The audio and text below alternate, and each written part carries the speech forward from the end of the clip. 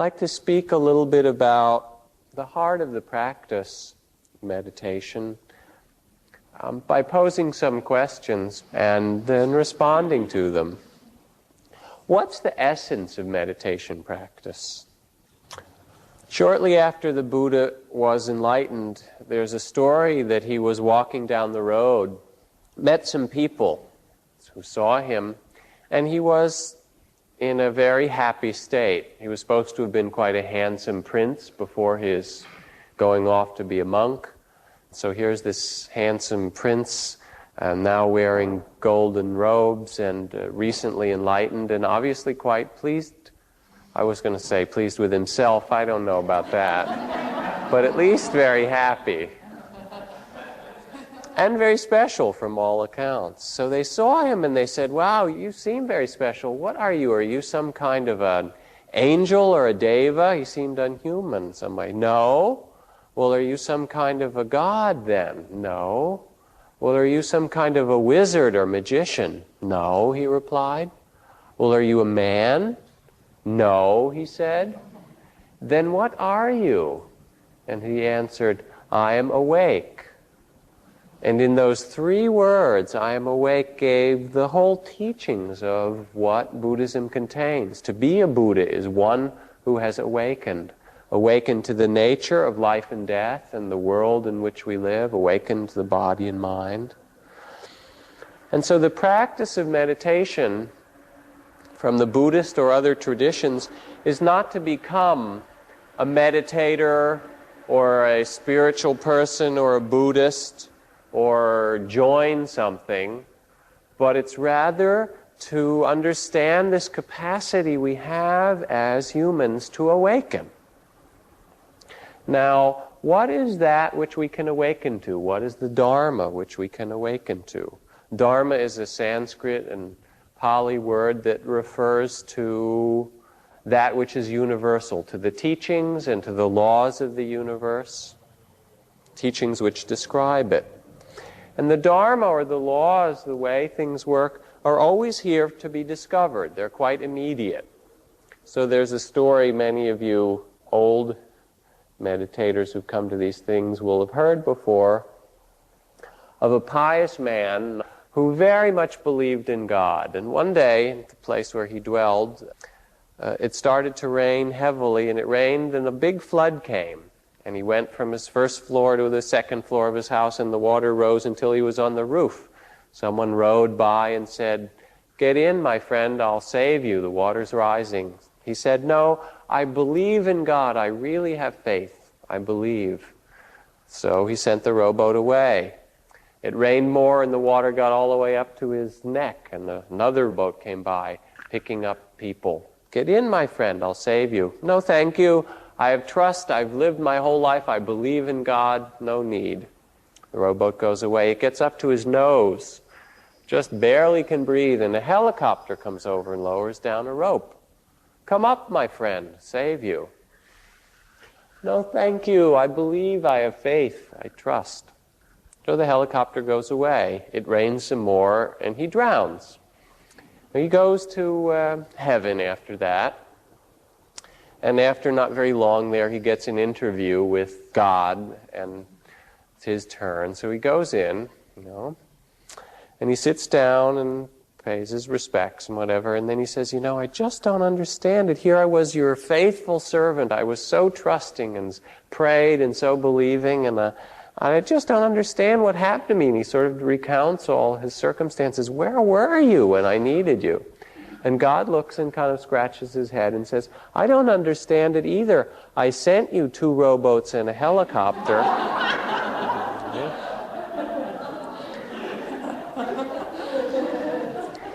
And we wait somehow for God to come as some big flash, or our spiritual awakening to be some wonderful otherworldly experience. What the Dharma is, and what we can awaken to, is the truth that's here when we leave our fantasies and our memories and things behind and come into the present. When we do that and we start to pay attention, we start to see some of the characteristics of the Dharma, or the life in which we live. One characteristic is impermanence. Thus shall you think of this fleeting world, it says in one Buddhist sutra. A star at dawn, a bubble in a stream, a flash of lightning in a summer cloud, an echo, a rainbow, a phantom, and a dream. That as you look, the more closely you observe, the more you realize that everything you look at is in change. Seeing changes, hearing changes, smelling, tasting, physical sensations are changing. All the experience in the body and mind, all the experience of the senses. It seems solid. That's the illusion of santati. It's like a movie. And when you watch the screen and get caught in the story, it seems like it's very real. But then you turn your attention to the projector or slow it down or focus your awareness very carefully. It's even possible to do. And you start to see that it's one frame after another, one appearing and the next dissolving and the next arising. And it's so for our life that it's really a process of change. Because that's so, because things don't last, unless you have something that lasts in your life, please raise your hand. If you do, has anyone gotten any mental states to last very long? Of any kind? Someone once raised their hand and said, yes, ignorance. It's lasted my whole life. But basically, it's change. You sit down here and in one day, you don't even have to be a very adept meditator to get the point that it moves all the time, that it changes. And because things don't last, if we're attached to them being a certain way, what happens? This is one of the laws. What happens? We suffer or we get disappointed. Not because you should. You can be attached as much as you like. But even though you're attached, does it stop it from changing? So you start to see the laws of things, that things are impermanent, that attachment doesn't work. And that there must be some other way. There is actually what Alan Watts called the wisdom of insecurity, the ability to flow with things, to see them as changing process. You also see not only are they impermanent and ungraspable, that there's suffering if we're attached to them, and that there's pain as well as pleasure in this world. It's part of what we were born into. If you decide to get off on this planet and get one of these things with 10 little things on the end here and 10 little things on the end there and stuff that grows for a while, and that you put old dead plants and animals in and mush them up in order to get it to kind of move around. If you choose one of these things, which you have, it's too late already, what is the nature of it? It grows up, it grows old, it dies, it gets sick sometimes. Sometimes it feels good and sometimes it hurts. There's pleasure and pain in it. Anybody have one that doesn't hurt sometimes? Okay. If you want that, you've got to go to another planet because it's not the way things are here. So you sit and you see, I'm just going to be with my body and mind. I'm not doing anything, no big deal. And what do you find? You find sometimes it's pleasant, and sometimes it's painful, sometimes it's quiet, sometimes it's restless. And you begin to relate to what Zorba called the whole catastrophe, all of it, instead of fearing the painful things and running away all the time and grasping after pleasant things, hoping that somehow by holding them they'll last, seeing that they don't. My teacher Ajahn Chah used to wander around the monastery at times and go up to people and just say, are you suffering much today? And depending what you'd answer, if you say yes, he said, oh, must be quite attached, and kind of giggle about it and go along. There wasn't much more to say, okay? You see that you don't own it because it changes by itself, that you rent this house, but it's not yours to possess. And you see, in fact, that none of these things are possessible because the nature of life is non-possession. So we sit to awaken, and we awaken by coming into our bodies and our senses and starting to see the laws which govern life so we can come into a wiser relationship with it. What does this mean for our lives? Well, this kind of teaching really teaches a way of wholeness and awareness, of bringing our body and mind together, and our heart and our action, being conscious with our speech, conscious with our eating, conscious with walking, making it a part of what allows us to grow and live. And to do this means accepting the fact of impermanence and of some pain and suffering, and of the fact that we don't control it very much. I mean, you control some of it, but not very much and in a really limited way. If you can't accept those things, then you will probably want to stay in your fantasy, because they're what you encounter when you come here. Now, some people might ask, doesn't meditation fragment us away from the world? You say that it makes us more present. And it can if we become attached to solitude. If we see spiritual practice, we sit and try and get quiet and block everything out. Close your eyes and ears and nose, or go into a cave. And it's not to say you shouldn't go and take a vacation in Yosemite or have periodic retreats. But fundamentally, for spiritual practice to be alive in our life, it has to be that we can use it in the supermarket, while we drive, when we're walking, when we're dealing with our family, to make all of it a part of it, and not to escape. Someone might ask, in the same vein as doesn't meditation fragment us from the world? I say it can if one tries to escape, but what we're training here is an awareness that can be used throughout our day.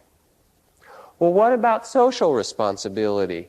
We're on the brink of nuclear war. There's exploitation and injustice in every country. There are 40 wars going on right now, and it's not just a story. It's painful for millions of people, as is starvation, as is 50,000 nuclear warheads, which could literally destroy most of the human beings and many or most of the major animals that live on the planet in a painful way, easily, quickly.